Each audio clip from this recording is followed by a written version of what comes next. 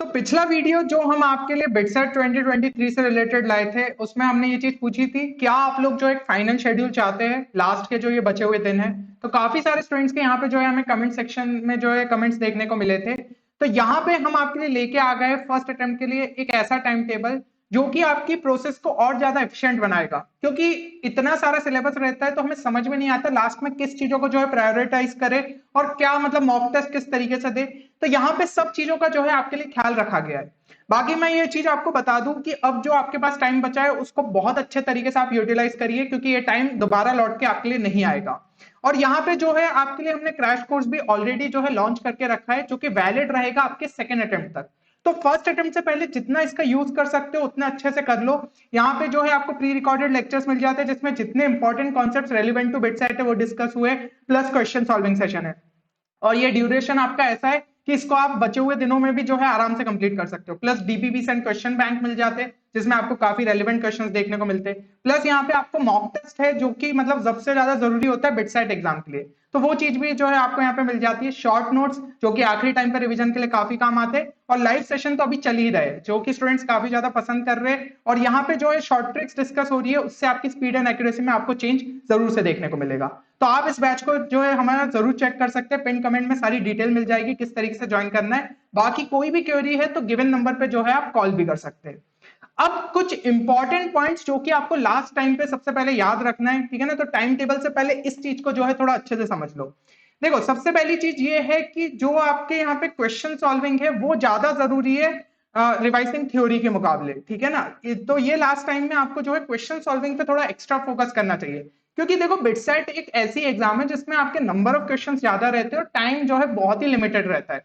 तो अगर आपकी जो है मतलब पेन और पेपर की यहाँ पे आदत नहीं रहेगी, आपको फटाफट मतलब लिखते हुए आना चाहिए चीजों को, तो इसलिए जो है क्वेश्चन सॉल्विंग की प्रैक्टिस करते रहो।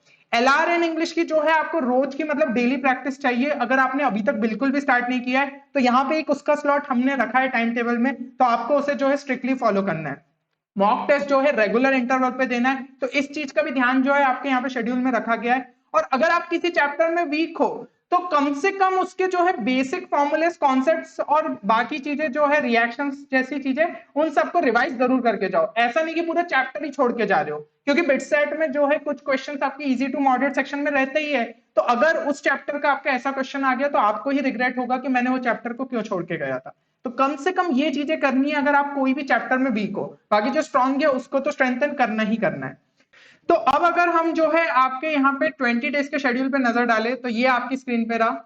अब देखिए, ये जो है हमने 2 मई के हिसाब से आपके लिए बनाया है, और फिजिक्स में जो है जैसे कि आपके हाई वेटेज चैप्टर्स को हमने पहले रखा है, तो क्लास 12 के जो चैप्टर्स है उनका वेटेज थोड़ा आपका यहाँ पे हायर साइड पे होता है, तो उन्हीं सबको जो है हमने यहाँ पे शुरू में रखा है, जैसे कि मॉडर्न फिजिक्स। तो यहाँ पे आपका सेक्शन थोड़ा सा बड़ा है, इसलिए इसको आप 2 दिन दे सकते हो। देन नॉमेनक्लेचर प्लस आइसोमेरिज्म आप इसको जो है अच्छे तरीके से रिवाइज कर लो। मैथ्स में क्वाड्रेटिक प्लस कॉम्प्लेक्स नंबर्स देख लो, ठीक है, ये चीज हो गई। देन फिर अगले दिन जैसे कि आपका सीक्वेंस एंड सीरीज, तो सीक्वेंस एंड सीरीज जो है आपके मैथ्स के रिस्पेक्ट में बिटसेट के लिए इंपॉर्टेंट है। यहाँ पे सीरीज रिलेटेड क्वेश्चन आ जाते हैं, जितनी भी सीरीज है उनको अच्छे से देख लीजिए। सीक्वेंस सीरीज के बाकी आपका जो अरिथमेटिक मीन और यहाँ पे ज्योमेट्रिक मीन, ये वाली चीज पे जो है फोकस कर लीजिएगा, ठीक है ना। तो एपी जीपी पे जो है ज्यादा फोकस यहाँ पे रहना चाहिए। केमिस्ट्री में जो है जीओसी तो काफी ज्यादा इंपॉर्टेंट है ही, तो इसलिए जो है उसको आप थोड़ा सा यहाँ पे अच्छा खासा टाइम दीजिए। और बात करें अगर हम, तो इलेक्ट्रोस्टैटिक्स और कैपेसिटर ये भी जो है थोड़े बड़े सेक्शन है, तो इनमें जो है 2 दिन थोड़ा सा अच्छे तरीके से रिवाइज कर लो। फिर केमिस्ट्री में आपका जो है हाइड्रोकार्बन हो गया, एंड यहाँ पे वेक्टर्स एंड 3D, इसका भी जो है एक अच्छा वेटेज रहता है। तो इस तरीके से तो यहाँ पे इतने सारे टॉपिक्स जो है आप अच्छे तरीके से कंप्लीट करो। उसके बाद जो है मॉक टेस्ट जरूर दो। ऐसा नहीं है कि हमने कम सिलेबस रिवाइज किया है तो मॉक टेस्ट नहीं दे, क्योंकि मॉक टेस्ट बीच बीच इंटरवल में देना ही होगा। मॉक टेस्ट दीजिए, साथ ही साथ एक इनऑर्गेनिक का चैप्टर भी कर लीजिए, क्योंकि आपका केमिस्ट्री का सेक्शन वैसे ही काफी बड़ा है तो रिवाइज करने में टाइम लगेगा। तो इसलिए जो है मॉक टेस्ट के दिन भी जो है आप एक आधा चैप्टर रिवाइज कर लो। इसी तरीके से फिर आपके बाकी चैप्टर्स है, देन मॉक टेस्ट प्लस फिर एक इनऑर्गेनिक का चैप्टर डाल दिया है। एंड अगले इसमें भी अगर आप देखें तो मॉक टेस्ट प्लस एक इनऑर्गेनिक का चैप्टर डाल दिया है। अब हर एक दिन का क्या डेली शेड्यूल होना चाहिए वो भी जो है इसी वीडियो में हमने डिस्कस किया है, तो एंड तक जो है बने रहिएगा। इसके अलावा फिर इसी तरीके से आपके टॉपिक्स, अब लास्ट में क्या हुआ है, आपके कुछ चैप्टर्स जो है छूट भी गए हैं, क्योंकि देखो पूरा जो सिलेबस है उसको एक बार में रिवाइज करना तो थोड़ा सा मुश्किल है।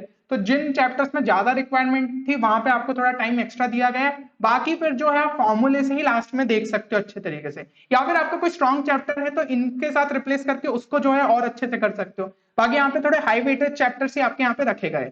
इसी तरीके से जो फिर बचेंगे चैप्टर्स उनके कम से कम फॉर्मूलास यहाँ पे लिखा है, लेकिन ऑर्गेनिक के लिए आपकी रिएक्शंस हो गई, इनऑर्गेनिक के लिए जो है आपकी रिएक्शंस हो गई, और कुछ इंपॉर्टेंट ट्रेंड्स हो गए, फिजिकल केमिस्ट्री के फॉर्मूलेस हो गए, तो ये चीजें आप देख सकते हो। फिर मैथ्स में जो है आपके इसी तरीके से जो बचे हुए चैप्टर्स है उनके फॉर्मूलेस देख लेना। तो बाकी सारे जो है आपके चैप्टर्स लगभग अच्छे तरीके से यहाँ पे कवर अप हो जाएंगे। और लास्ट में फिर जो है 2 दिन और मॉक टेस्ट दे देना, तो इससे आपको जो है एक कॉन्फिडेंस लास्ट में और मिल जाएगा। वैसे ये पीडीएफ आपके टेलीग्राम चैनल पे जो है अवेलेबल है, तो टेलीग्राम चैनल की लिंक जो है वो आपको डिस्क्रिप्शन में मिल जाएगी, वहां से ज्वाइन कर लीजिएगा। अब यहाँ पे डेली शेड्यूल की बात कर लेते हैं कि आपसे क्या रिक्वायरमेंट की मुझे जो है जरूरत है। तो देखो कम से कम आपको जो है यहाँ पे इतना टाइम लगभग जो है अपने स्लॉट्स में चीजों को जो है कवर अप करना पड़ेगा। जैसे 6 से 9 केमिस्ट्री के लिए बैठो, 10 से 1 फिजिक्स के लिए, 2 से 5 मैथ्स के लिए। टाइम ज्यादा है लेकिन बैठना जरूरी है, क्योंकि अब जो है ऐसे टाइम एग्जाम के लिए ज्यादा नहीं बचा है ना, तो थोड़ा सा जो है सिटिंग आवर्स आपको बढ़ाने ही पड़ेंगे। अब इसमें से हर एक सब्जेक्ट को 3 घंटे दे रहे हो, तो 2 घंटे इंपॉर्टेंट कॉन्सेप्ट और फॉर्मूलाज को रिवाइज करने में लगा दो, और 1 घंटा जो है आपके जितने भी इंपॉर्टेंट एनसीईआरटी के एग्जाम्पलर प्रॉब्लम्स है उनको सॉल्व कर लो। सारे ना भी करो तो कुछ जो है सिलेक्टेड कर लो जो कि ज्यादा इंपॉर्टेंट आपको लग रहे, तो तीनों ही सब्जेक्ट के लिए आपको ये चीज करनी है।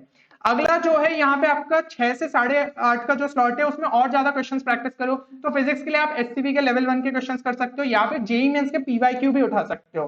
तो अभी जो है फिजिक्स का आप लेवल देख रहे हो थोड़ा इजी साइड पे आ रहा है, एंड बिट साइड में उससे भी थोड़ा इजी देखने को मिलता है, तो ये लास्ट टाइम पे आपको जो है एक अच्छा खासा बूस्ट दे सकते हैं। तो कम से कम 20 क्वेश्चन का तो टारगेट रखो, इतने जो है 2.5 घंटे के अंदर, मतलब टोटल मिला के आपके 60 से 70 क्वेश्चन होने चाहिए, क्योंकि बिट साइड में इतनी स्पीड की रिक्वायरमेंट रहती है।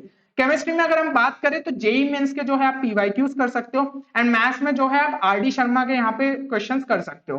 ठीक है, तो केमिस्ट्री का भी टारगेट लेते हुए चलना है कि 30 क्वेश्चन कर लो, जितना भी आप टाइम देना चाहते हो, लेकिन अगर 30 ना भी हो पाए तो कम से कम 20 प्लस तो होने ही चाहिए, क्योंकि केमिस्ट्री के कुछ इनऑर्गेनिक के अगर चैप्टर आपके रहे तो उसका तो बहुत जल्दी हो सकते क्वेश्चन, तो उतने ही ज्यादा क्वेश्चन कर लेना। एंड मैथ्स का भी टारगेट रखो कि ये जो भी आपके डाले गए चैप्टर्स कम से कम 20 क्वेश्चन आप करो। तो इन क्वेश्चन से क्या रहेगा, आपकी क्वेश्चन सॉल्विंग की प्रैक्टिस बनी रहेगी, और कुछ इंपॉर्टेंट क्वेश्चन से हो सकता है कुछ फॉर्मूले जो है आप भूल गए हो उनको अच्छे तरीके से रिवाइज कर लो। तो इतना आपको क्वेश्चन सॉल्विंग के लिए और देना है, बाकी एग्जाम्पलर से तो आपकी और चीजें रिवाइज हो ही जाएगी।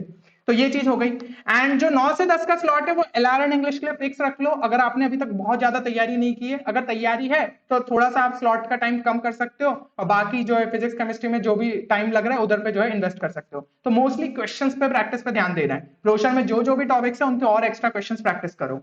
बाकी अगर आपको लग रहा है कि लॉजिकल रीजनिंग के लिए कोई आपको ऐसा स्ट्रक्चर्ड तरीका नहीं मिल रहा है पढ़ने का, तो यहाँ पे ऑलरेडी एक बहुत ही बढ़िया कोर्स हमने आपके लिए लॉन्च किया था, स्टूडेंट्स इससे काफी ज्यादा सेटिस्फाइड है।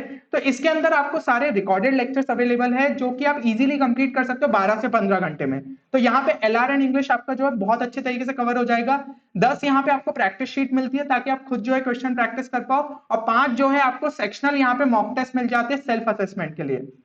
तो इससे भी जो है आप अपनी स्पीड यहाँ पे अच्छे तरीके से जज कर पाओगे, और ये कोर्स आपके सेकंड अटेम्प्ट तक वैलिड रहेगा, तो आपको दोनों ही अटेम्प्ट में बहुत ज्यादा यूजफुल साबित हो सकता है। तो इसको भी जो है आप चेक कर सकते हो, पिन कमेंट में जो है आपको यहाँ पे सारी डिटेल मिल जाएगी, साथ ही साथ डिस्क्रिप्शन में भी।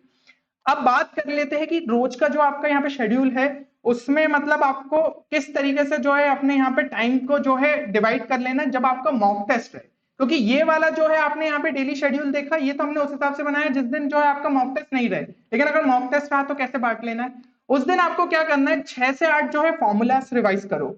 ठीक है, अगर आप मॉर्निंग स्लॉट में जो है एग्जाम देना चाहते हो, एक मॉर्निंग स्लॉट होता है आपका 9 से 12, और एक आपका इवनिंग या फिर आफ्टरनून स्लॉट कह सकते हो वो है 2 से 5।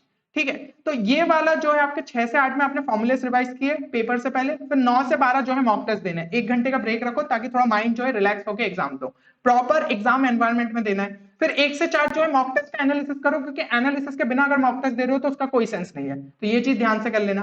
फिर 6 से 8 में जो इनऑर्गेनिक का चैप्टर जो कि मैंने बताया था शेड्यूल में, तो उसको जो है कंप्लीट कर लेना। ठीक है, जितनी इंपॉर्टेंट रिएक्शन है वो सारी चीजें देख लेना। 9 से 11 फिर आपको क्या करना है, जो मॉक टेस्ट के थ्रू आपने एनालिसिस करके पता चला कुछ सेक्शन वीक रह गए, सब टॉपिक्स आपको याद नहीं थे, तो उनको थोड़ा सा और अच्छे से प्रैक्टिस कर लो। ठीक है, तो इस तरीके से आप उसी दिन का उसी दिन जो है पूरे तरीके से मॉक टेस्ट को एनालाइज कर लोगे। इवनिंग स्लॉट अगर लेके बैठते हो तो थोड़ा लेट उठना, क्योंकि आपको और थोड़ा सा यहाँ पे ज्यादा टाइम बैठने की जरूरत पड़ेगी और रेस्ट का थोड़ा सा टाइम कम मिलेगा। 7 से 9 में जो है सबसे पहले इनऑर्गेनिक वाला चैप्टर निपटा दो जो करना था, 10 से 12 में फॉर्मुलेस रिवाइज करो, और 2 से 5 में जो है मॉक टेस्ट दे दो। ये चीज हो गई। फिर 5:30 से 8:30 में जो है मॉक टेस्ट का एनालिसिस कर लो। तो यहाँ पे देख रहा है थोड़ा सा ब्रेक का हमारा टाइम कम हो गया। एंड 9 से 11 में जो है फिर अपने वीक टॉपिक्स पे वर्क करके आराम से जो है सो जाओ। तो नींद जो है कम से कम ट्राई करना 6 से 7 घंटे के बीच में लेना ही है, ताकि आपका जो है माइंड प्रॉपर तरीके से रिलैक्स रहे और अगले दिन के लिए आप अच्छी तरीके से यहाँ पे फोकस कर पाओ।